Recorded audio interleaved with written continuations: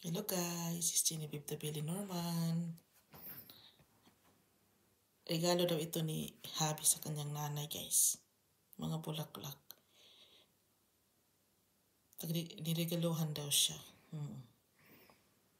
Hindi ko maintindihan itong mga tao na to. Iwan ko. Naguluhan ako. If I will planting or not. Sinasabi ko naman dyan sa kanya na i-plant. Ayaw naman mag-plant. Wala na to. Mag-ano na lang talaga tayo mag-vlogs. Para naman may missing dito. Hindi ata ito kompleto, Mr. Norman Prank. There is missing one. Parang hindi naman completes. Ano pala yan, Genevieve? Pinsir. Ano pala ito sa English? Iwan ko. Pinsir ata. Mga bulaklak dito sa Sweden, guys. Yung mga bulaklak ko, hindi na tumubo. Iwan ko.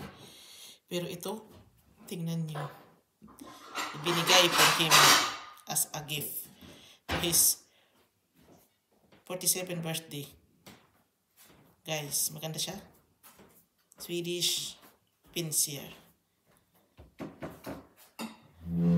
Dito na lang ako guys. Maraming salamat.